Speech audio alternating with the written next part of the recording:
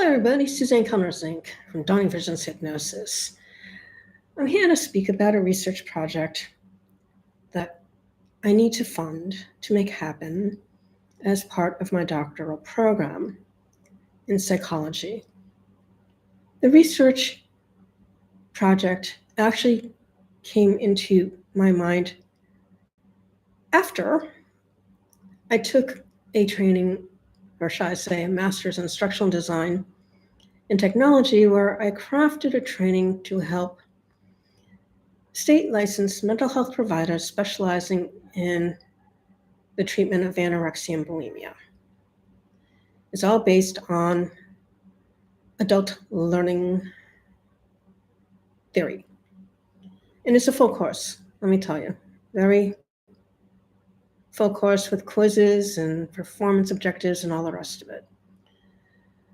It came about as an idea because back in 2005, for whatever reason, I had an anorexic and two bulimics come in for help, one right after the other.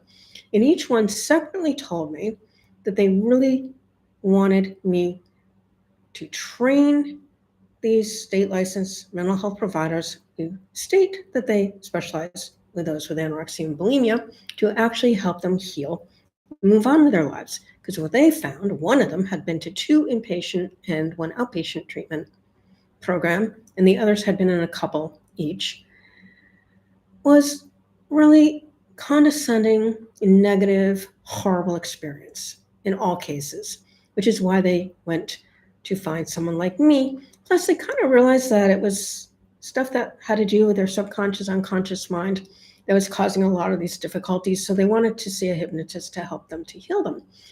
And they did teach me how to help them heal, which is how I got to this place now.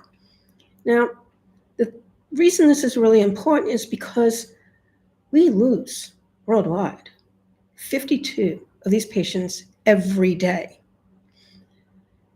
The eating disorder programs in America cost between $30,000 and $50,000 a month. Average stay, 6 months. Average cost to the parents, $180,000 to $300,000 to have them relapse or leave the program altogether, because a good third or more of them leave without ever completing because they don't like the way they're being treated. Obviously, these treatment programs are doing something wrong, or we wouldn't have these dismal rates of, shall we say, despair, I'll put it that way.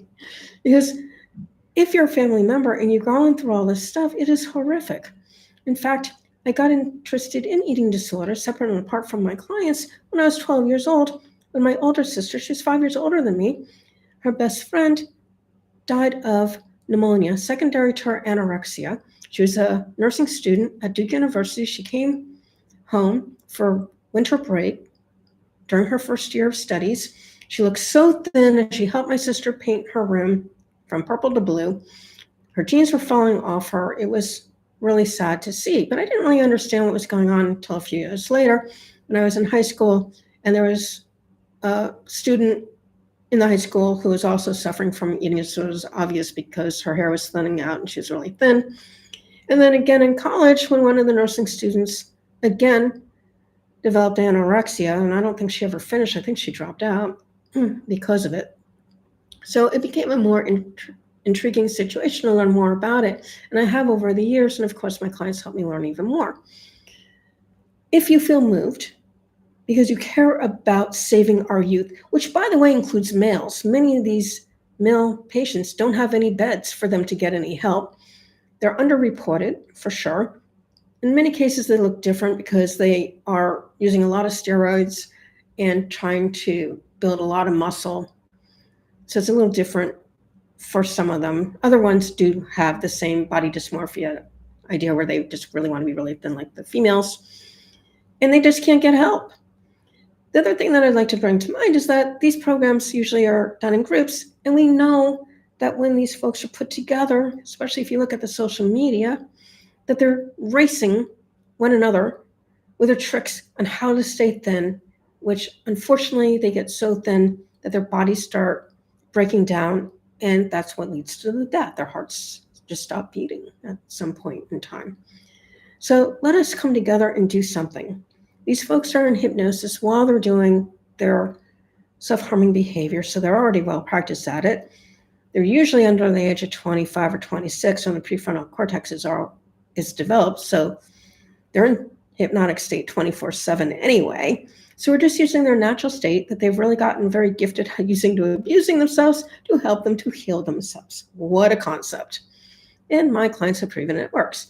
So how about you help me raise the funds I need so I can do this 2-year-long study, because that's about the time when most relapses will happen after their treatment.